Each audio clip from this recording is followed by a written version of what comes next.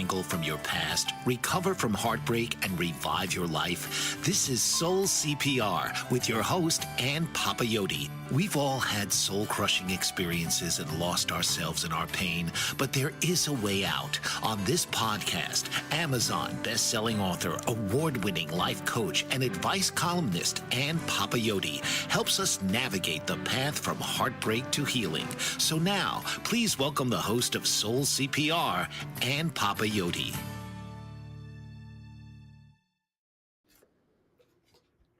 Hello, everyone, and welcome to today's show. Thank you for tuning in and supporting our journey of helping listeners heal out loud with our topics, our conversations, and our special guests each week. I'd originally planned to have a guest for today, but circumstances have required us to postpone that show until next week when Charlene Evans-Reed joins me to honor our friend Sandra Ingram, who passed after a hard-fought battle with colon cancer. Sandra had a message for all of us, and Charlene and I will be honored to share that with you.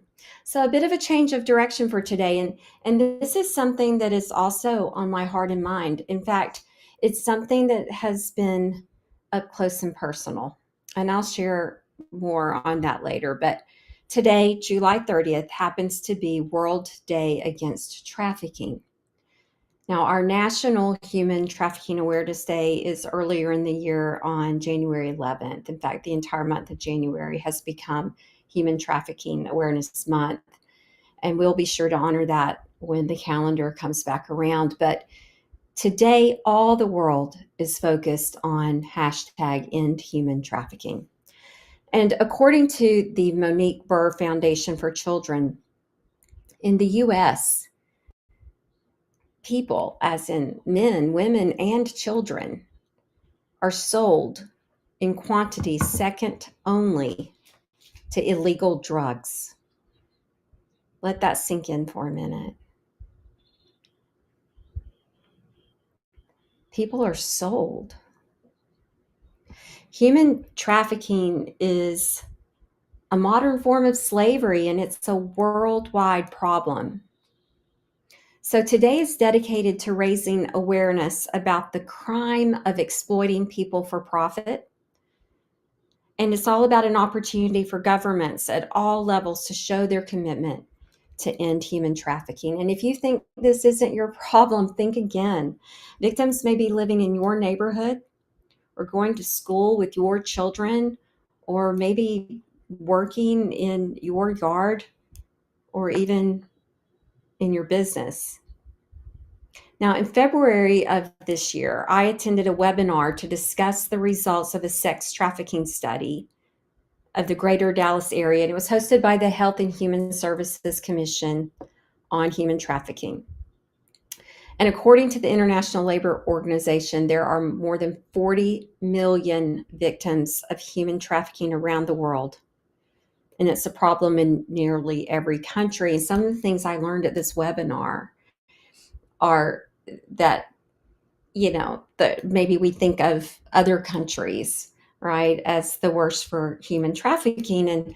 And certainly the United States and Canada are not included in the top 10. The top 10 are Equatorial Guinea, Iran, North Korea, the Central African Republic, Syria, Algeria, Russia, Zimbabwe, Libya, and Venezuela. However, the United States and Canada are far from exempt. In fact, it's estimated that approximately 17,000 plus, nearly 18,000 people in the U.S. become trafficked every year, and more than 400 a year in Canada. And these are just the reported or known cases. So again, today's about awareness. So let's first truly understand what trafficking is. I mean, what do you first think of when I say that word? I actually asked a group of women that I was working with, and they all answered sex trafficking. Was that your answer? Well, human trafficking, as I learned in the webinar, is so much more than that. And some of these truly surprised me. Sexual exploitation is one form of human trafficking. So is forced labor. So is something called debt bondage. So is domestic servitude. So is organ removal. So is forced begging, child soldiers, and forced marriage. So these are the categories that it was broken down into for us in the webinar. And I love how one focus group participant summed it up. And she said trafficking literally starts with one person's vulnerability and another person's vice. So let's go back and kind of look at those. I think some of them are obvious, but some are not, right? So when you think of a child soldier, you think of a war-torn country, obviously, maybe where there's rebels going against the government. Well, basically, what we learned about all of this is that children become captive, they become, or they lose their families, they become orphaned, perhaps, they become brainwashed, they're drugged often, they're raped, they're forced to fight, they become camp workers, sex slaves on both sides, exploited by the government and the rebels.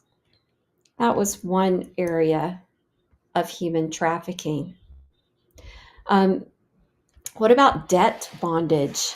This is something that happens often in the Asian countries. It's when someone is forced to pay off a loan by working for an agreed upon or unclear period of time with little or no salary. And the work that is performed to pay off the debt greatly exceeds the worth of the initial loan. So it becomes one of the most common ways of exploiting people, and it places them in it's a form of coercion, obviously, and psychological control. And they've been told that they've incurred a debt that's greater. There's no way to prove that, right? That their debt is greater than what they're earning. And so it keeps them in this cycle of poverty. They often borrow money from family, and they keep their family in a cycle of debt, trying to actually, in the beginning, was to probably to feed them. So it's a very well, they're all insidious. Let's just say that. What about forced to marry? That is a form of human trafficking, and forced to marry is often a crossing the border situation where someone is sent out of the country to marry someone. They think that's all that's involved, but then often what happens once they're there, then they're forced into sex acts outside of the marriage in order to earn income for that spouse to support that family. So they become a double victim. Now they're also sexually exploited. Um, Forced begging is huge in many, many countries, even some that you wouldn't think of. And maybe when you vacation, you see child beggars, or maybe a parent, or even an invalid, an incapacitated adult. Well, often they're working for their the person who has taken them into bondage, if you will, and they have a quota to bring back at the end of the day, or they are subject to punishment of some type. Often it is physical, it is beating, it's of course emotional, psychological, sometimes drugging, sometimes raping again. So forced begging is another form of human trafficking. And I mean, and we're going to talk about solutions later. I mean, I know just hearing this is a dark show today, guys. And I know hearing some of these things make us feel somewhat helpless, but it is what it is, right? We need to be aware. It's all about raising awareness today. What about organ removal?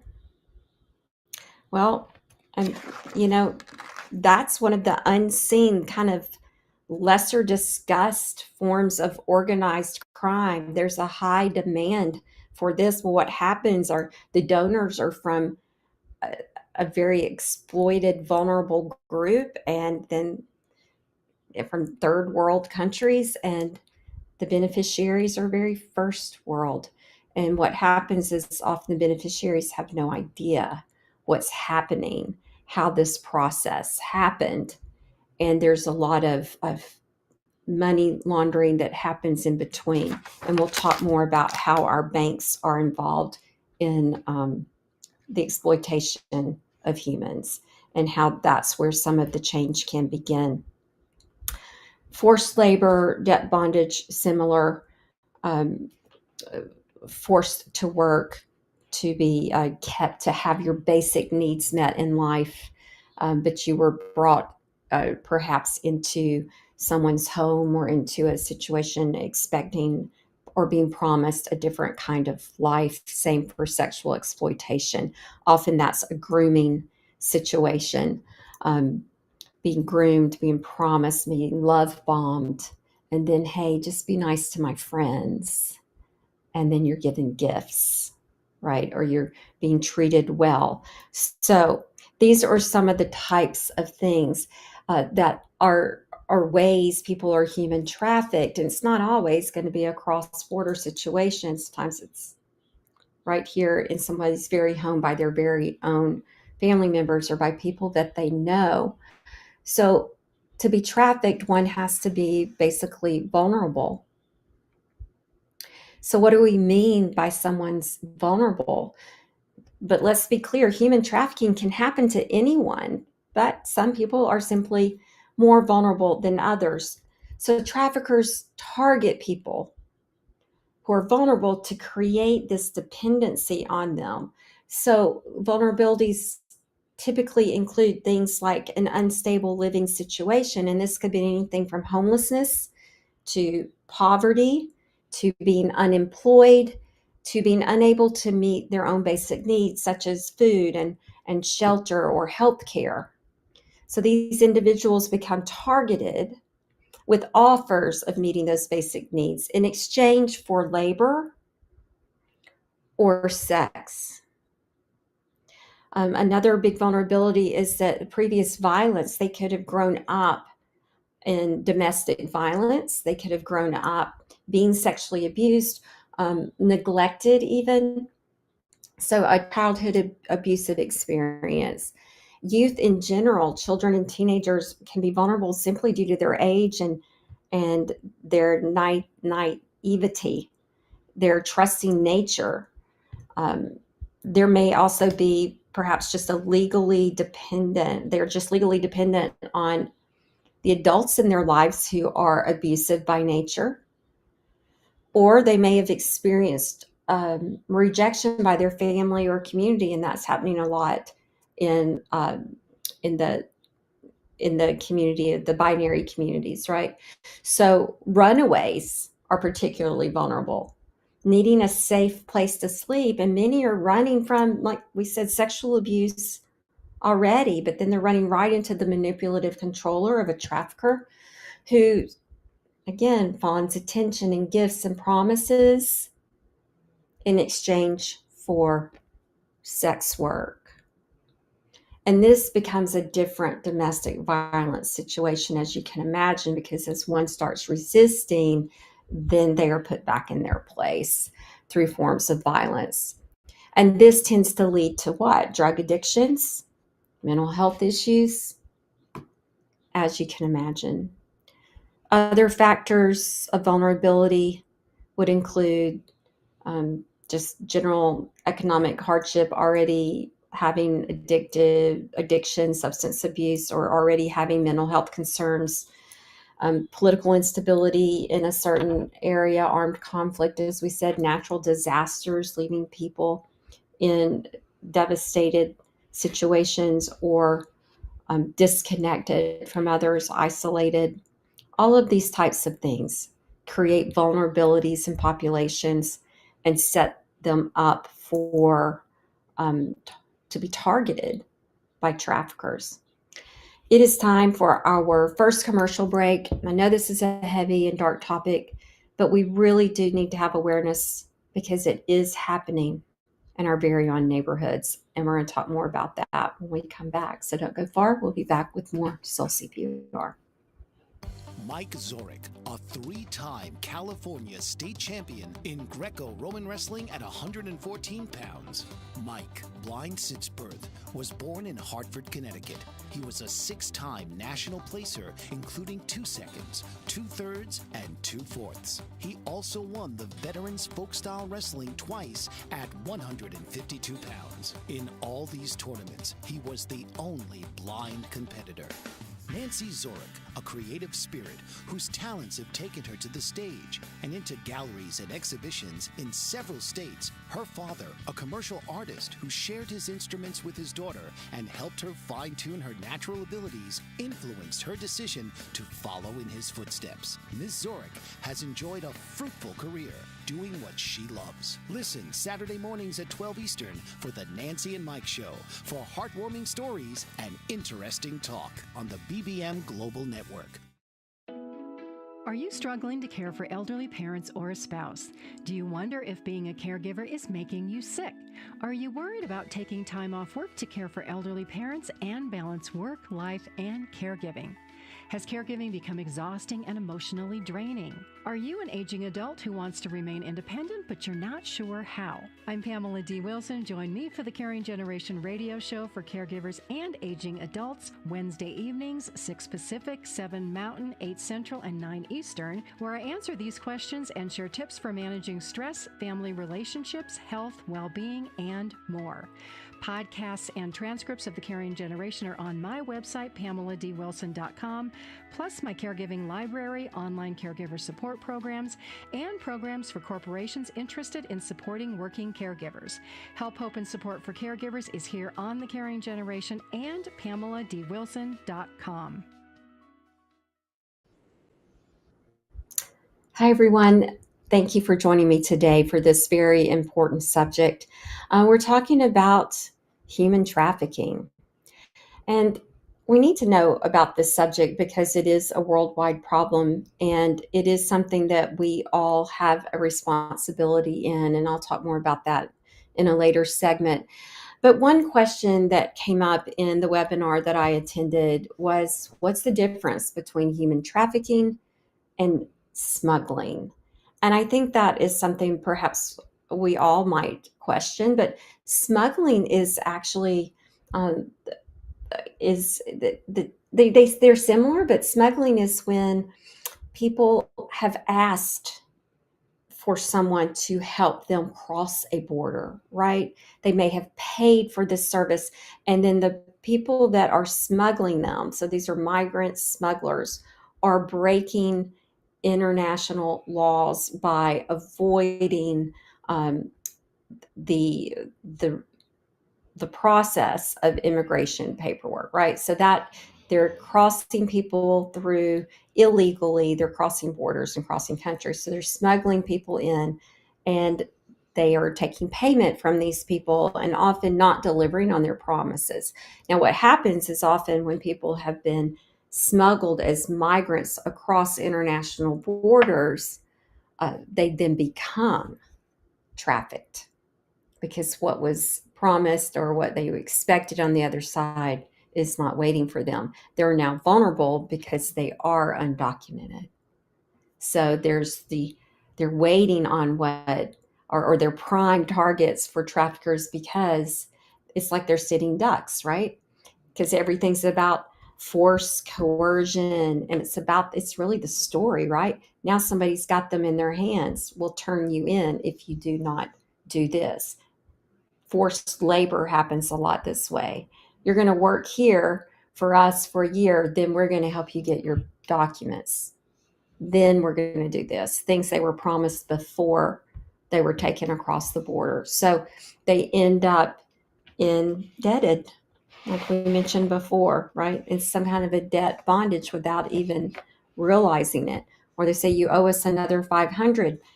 They said, but I paid it before we got in the transport cycle, whatever it was. They're like, oh, well, that was for that part. Now for this, you needed this much more. But then they never pay them what they're worth. There's always a hitch. So these are the type of things that starts happening. So smuggling, someone pays someone to help them cross a border. Trafficking, someone is forced, coerced, manipulated, and fraud is happening to keep them stuck in a situation, exploitive situation. Now, in North America, sexual exploitation, sex trafficking is 72% of all trafficking cases, with 85% of the victims being women. And in my home state of Texas, we're the second highest number of reported sex trafficking cases among the 50 states.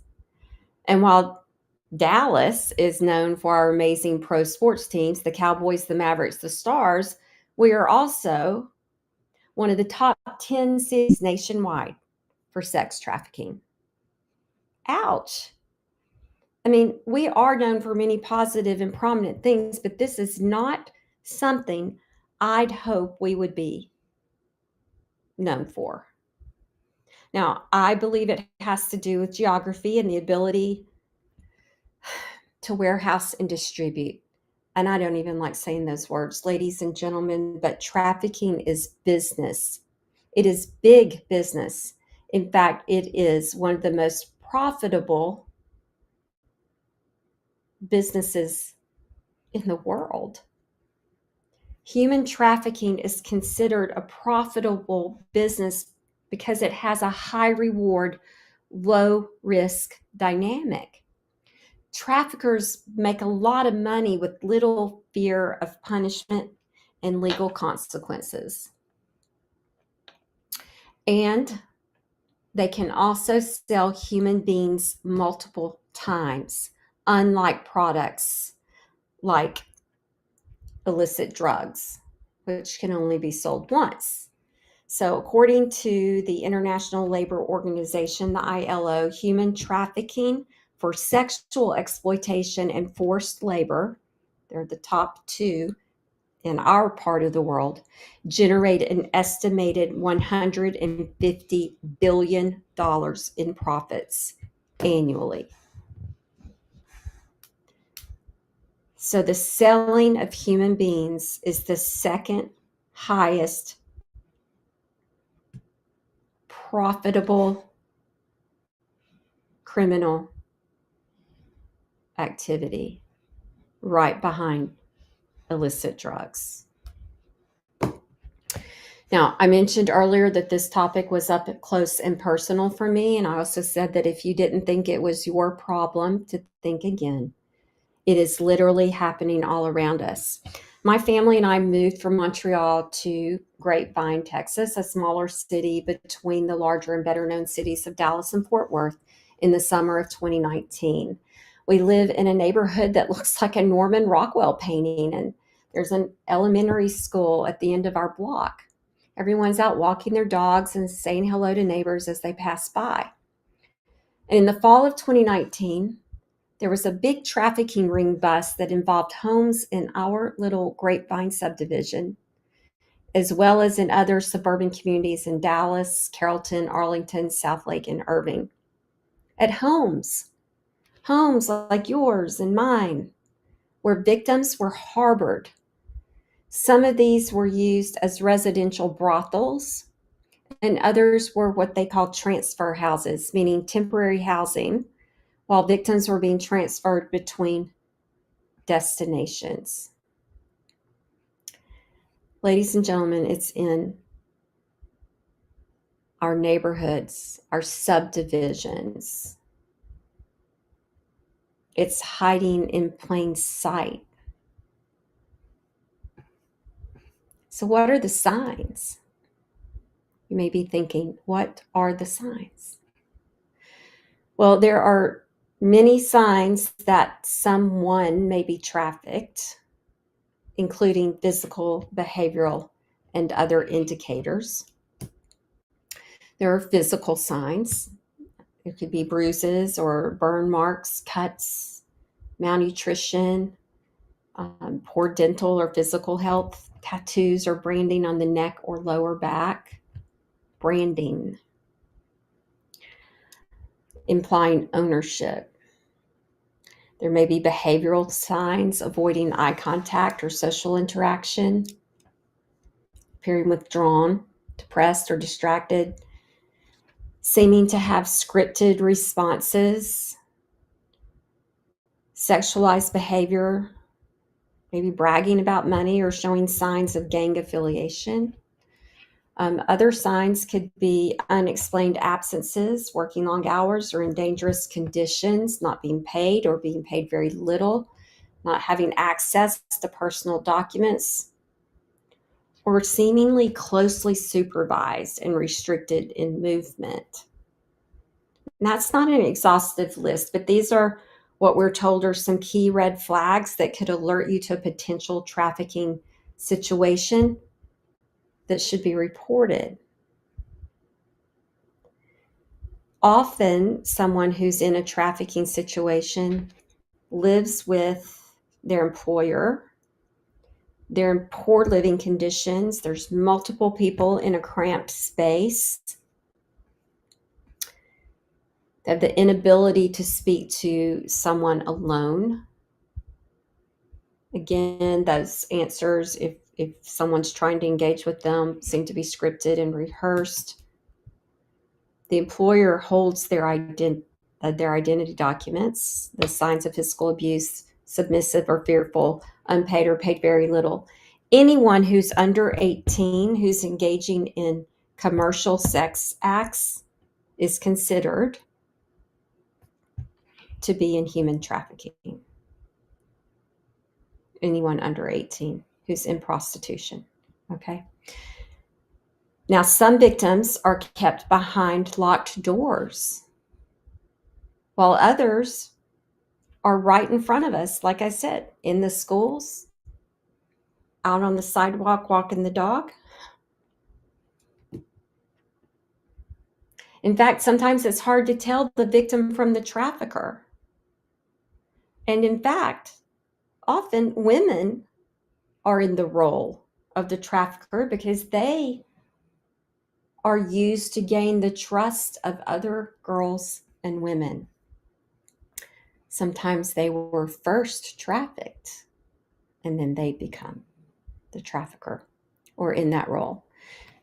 You know, sometimes I think we think of kidnappings and the white van and all of that when we worry about our children.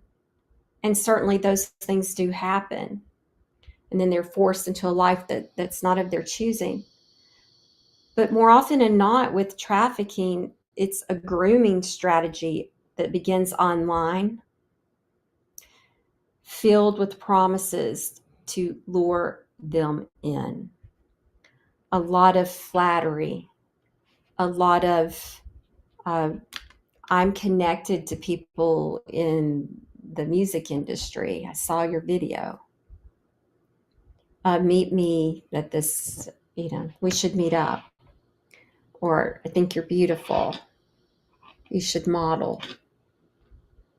And then they invite them to a party where they're going to introduce them to people, and they don't tell their parents because they think their parents would say no.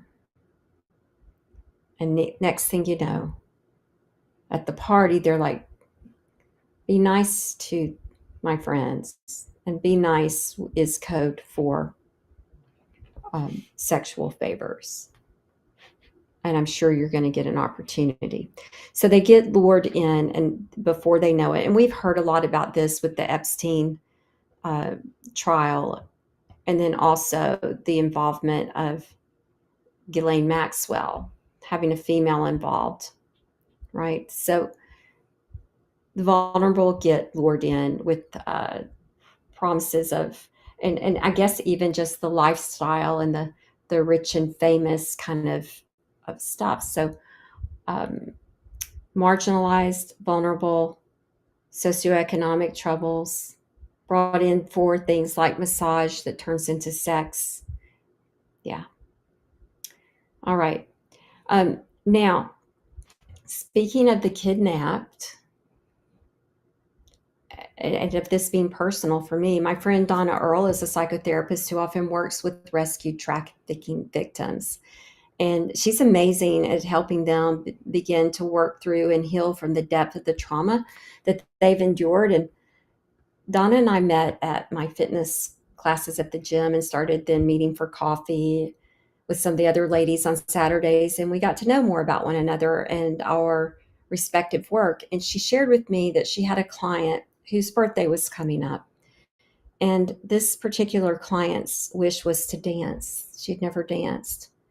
And Donna asked if I could help make that happen as her client, and I'll call her Daisy because she was just beautiful and reminded me of one of my favorite flowers. And so I did, but she said it was important that it just be us because she was so traumatized that crowds of people or too much noise could trigger her into a negative response. So we set it up, and it was to honor her 32nd birthday. What I learned about Daisy was that somewhere around 3 or 4 years old, and somewhere in Eastern Europe, she had been taken. Now, we don't know if she had been sold or taken. There's no documentation to that, but she'd spent her whole life up into to this point captive. And she'd often been locked behind closed doors, and she'd been sold numerous times. She'd been malnourished to keep her looking young so she wouldn't develop, so she could be sold as a juvenile even when she was in her 20s. Every bone in her body had been broken at least once. There were pins holding her ankles together, so dancing wasn't easy. But this woman had a will and a determination to live the rest of her life well, while others that Donna had met in her practice were giving up, wanted to die. So when I met Daisy, this is when it really became up close and personal for me. I could no longer have my head in the sand and and and and think this was in another part of the world, or this did not affect me or us, or that there was no responsibility here. We all need to be made aware, and we all need to think about what is it that we can do about it. It's time for our second break, and when we come back, we're going to talk about just that. I'll see you soon. Dr. RC will share extraordinary resources and services that promote educational success, as well as making a difference in the lives of all social workers, as well as the lives of children, adolescents, and teens of today. She will have open discussions addressing many of the issues that we face about our youth and how being employed in the uniquely skilled profession of social work for over 18 years has taught invaluable lessons through her personal experiences. She will also provide real-life facts, examples, and personal stories that will confirm that why serving as a child advocate is extremely beneficial when addressing the needs of the whole child. Listen live to Dare to Soar, Saturdays, 10 a.m. Eastern on the BBM Global Network, and tune in radio as Dr. RC will provide thought-provoking information that will empower, encourage, and strengthen students, families, and communities across our nation. You can also visit her at soarwithkatie.com. Author, radio show host, and coach John M. Hawkins reveals strategies to help gain perspective, build confidence, find clarity, achieve goals. John M. Hawkins' new book, Coached to Greatness, Unlock Your Full Potential with Limitless Growth, published by iUniverse. Hawkins reveals strategies to help readers accomplish more. He believes the book can coach them to greatness. Hawkins says that the best athletes get to the top of their sport with the help of coaches, mentors, and others. He shares guidance that helps readers reflect on what motivates them. We discover and assess their core values, philosophies, and competencies, find settings that allow them to be the most productive, and track their progress towards accomplishing goals. Listen to John Hawkins' My Strategy, Saturdays, 1 p.m. Eastern on the BBM Global Network and TuneIn Radio.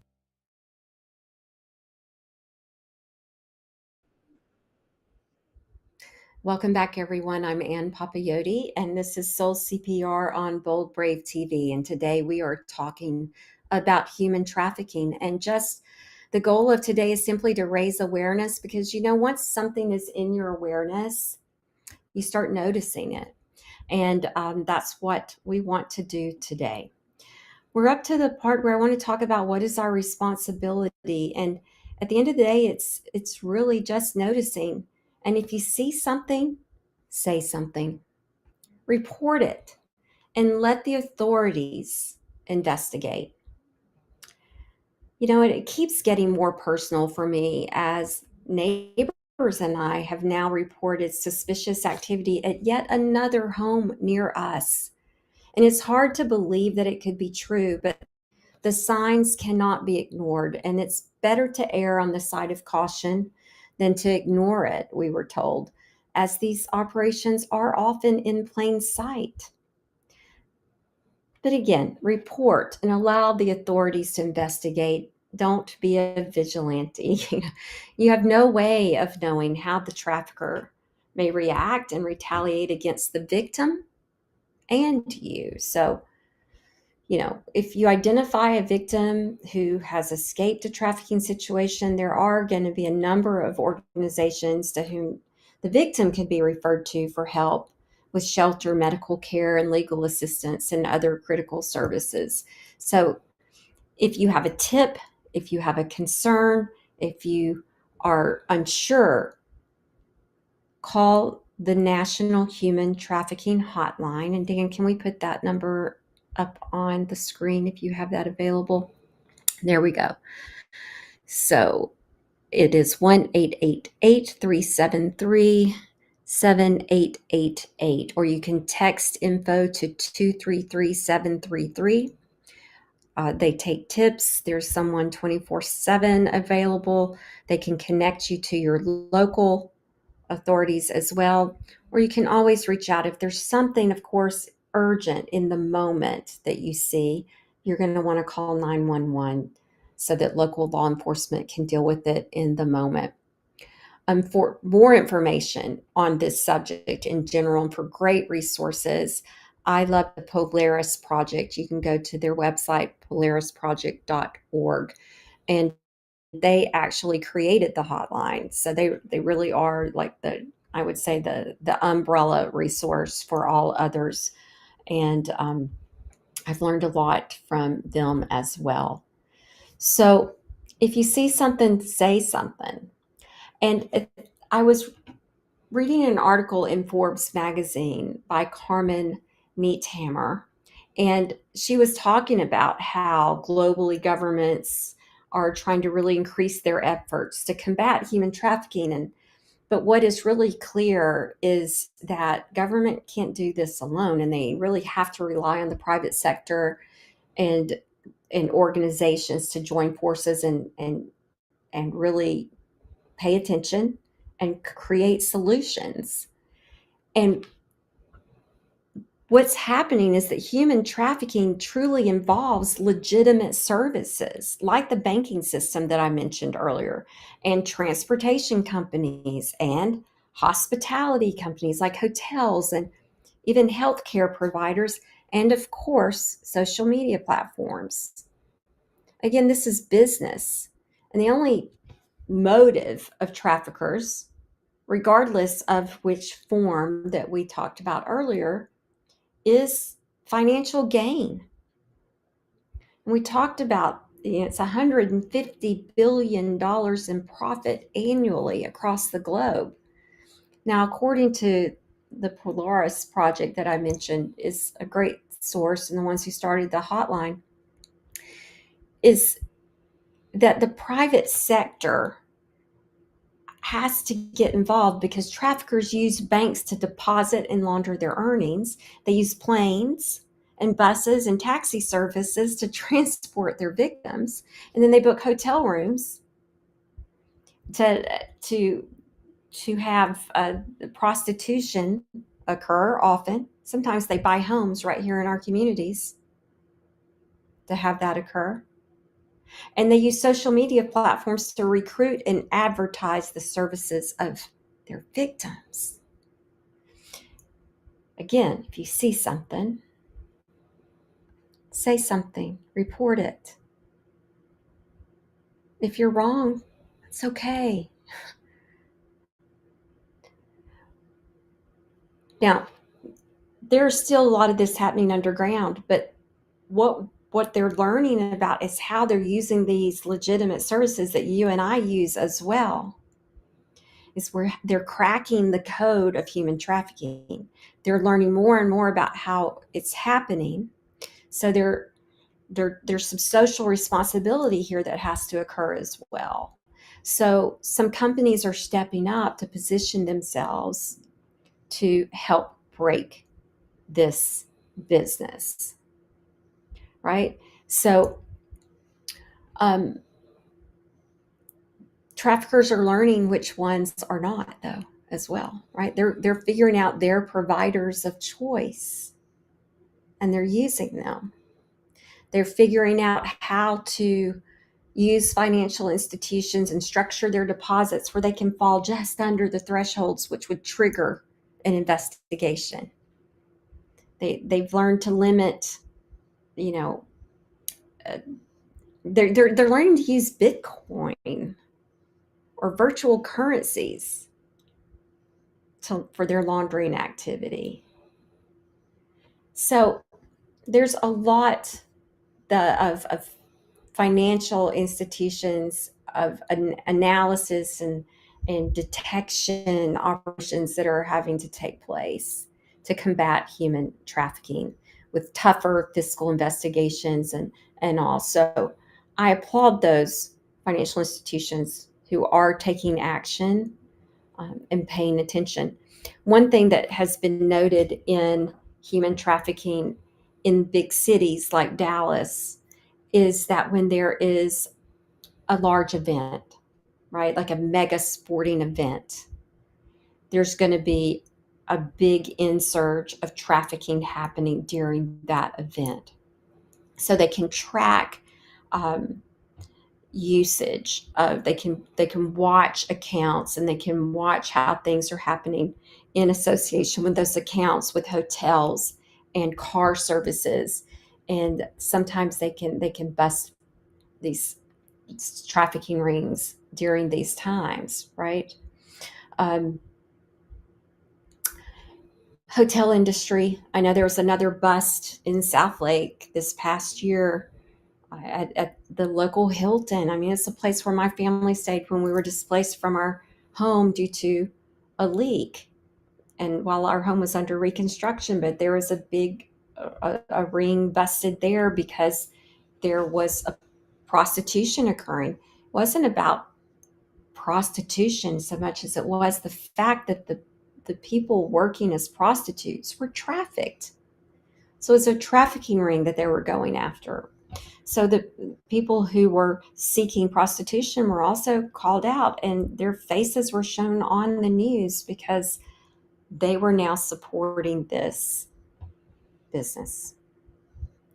All right, so hotels are getting involved. Marriott's done a great job. They have a whole where they're training their employees for signs, so they know what to look for.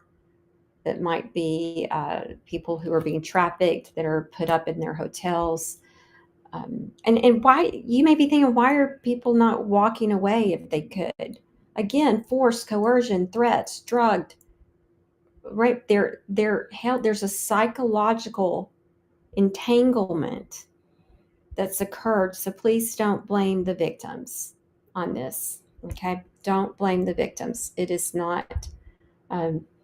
They're not in a position. Again, this woman that I met, she'd been in there since she was a toddler. It was her normal.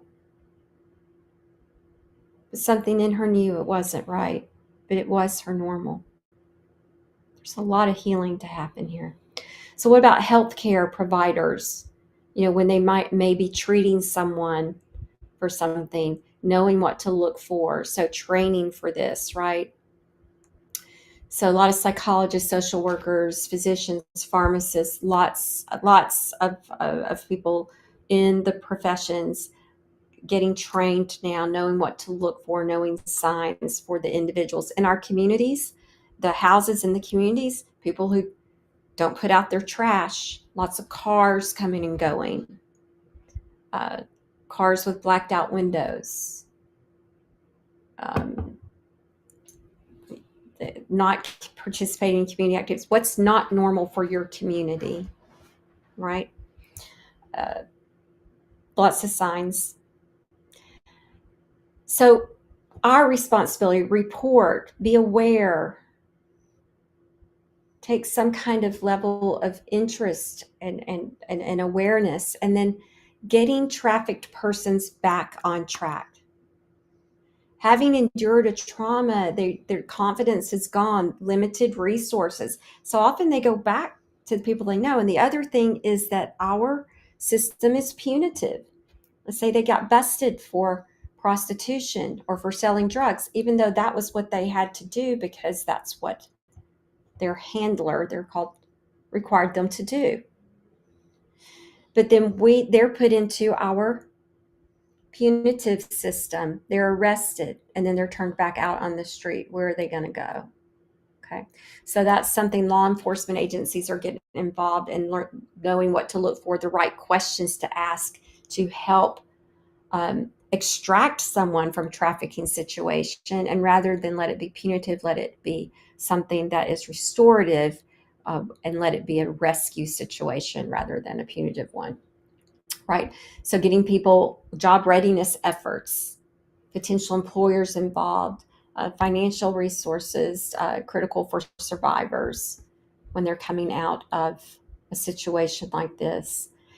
So much to do. And again, around the world. And some of this is just, I know, overwhelming to even think about or talk about.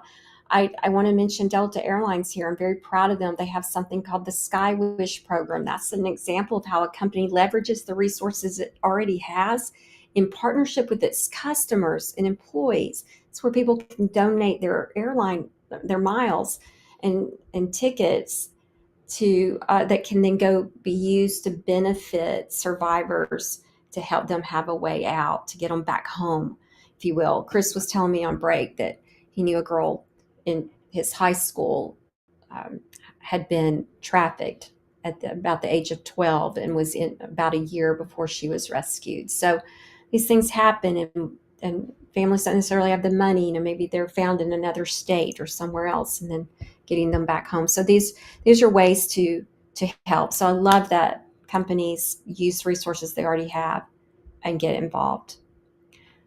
So regardless of whatever a government's plans or policies are, private sector can play a larger role in addressing an issue. So awareness, being alert, aware, and willing to pay attention and report. Okay. It's time for our final break, and when we come back, we'll have our final thoughts on this subject. So don't go far. We'll be back with more Soul CPR. Are you struggling to care for elderly parents or a spouse? Do you wonder if being a caregiver is making you sick? Are you worried about taking time off work to care for elderly parents and balance work, life, and caregiving? Has caregiving become exhausting and emotionally draining? Are you an aging adult who wants to remain independent, but you're not sure how? I'm Pamela D. Wilson. Join me for the Caring Generation radio show for caregivers and aging adults, Wednesday evenings, 6 Pacific, 7 Mountain, 8 Central, and 9 Eastern, where I answer these questions and share tips for managing stress, family relationships, health, well-being, and more. Podcasts and transcripts of The Caring Generation are on my website, PamelaDWilson.com, plus my caregiving library, online caregiver support programs, and programs for corporations interested in supporting working caregivers. Help, hope, and support for caregivers is here on The Caring Generation and PamelaDWilson.com. Mike Zorek, a three-time California state champion in Greco-Roman wrestling at 114 pounds. Mike, blind since birth, was born in Hartford, Connecticut. He was a six-time national placer, including 2 seconds, 2/3, and 2/4. He also won the Veterans Folk-Style Wrestling twice at 152 pounds. In all these tournaments, he was the only blind competitor.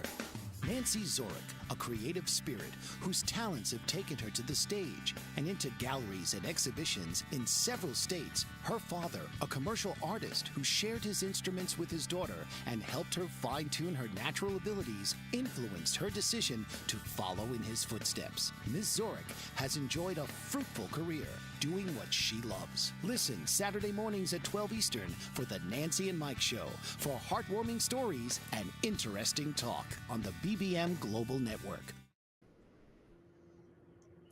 Welcome back, everyone.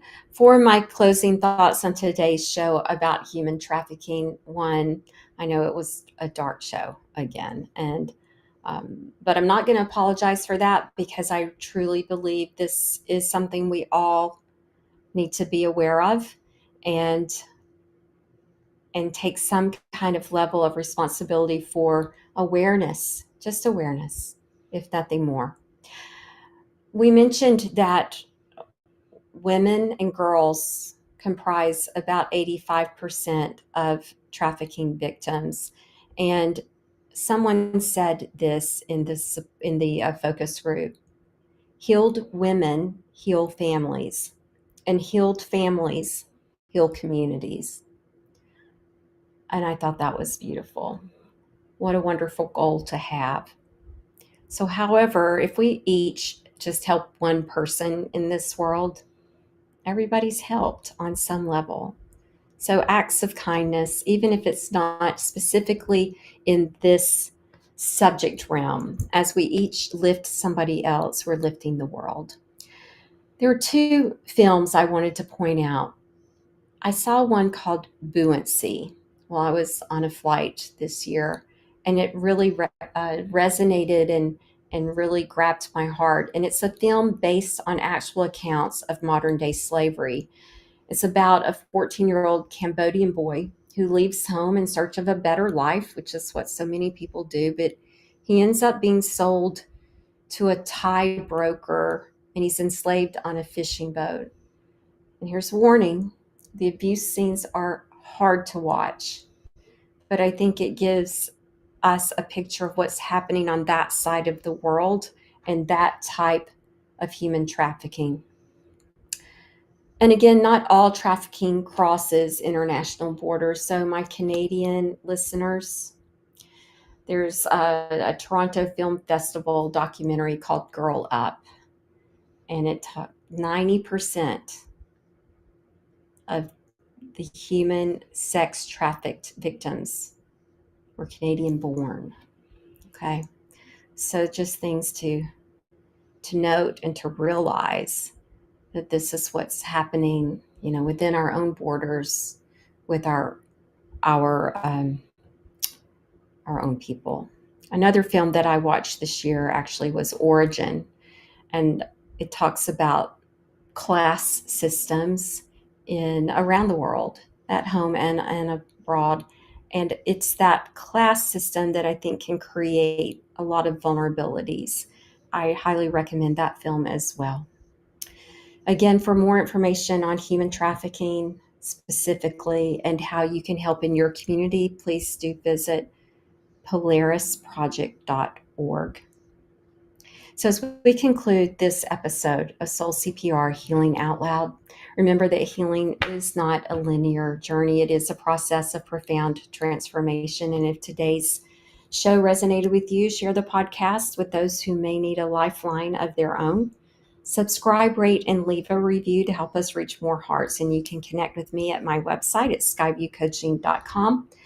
And we've got the QR code somewhere, Dan, if you can put that up, that would be great. There it is. You can scan that and go directly to my site. You can connect with me on social media also. On Facebook, it is Skyview Coaching, or on Instagram, LinkedIn, and X, it's at Ann Papayotti. And be sure to let me know your thoughts and your stories and other topics that you would like to explore in future episodes, because this show is for you. And so until next time, may you find strength in your journey and vulnerability and courage as well. Thank you for listening. Breathe deeply, love openly, and live soulfully. Good day. This has been Soul CPR with host Ann Papayotti. Breathe life back into your spirit with each episode, where she and special guests explore the relationships that hurt us and discover that healing can only begin with you. Tuesdays at 3 p.m. Eastern on the Bold Brave TV network.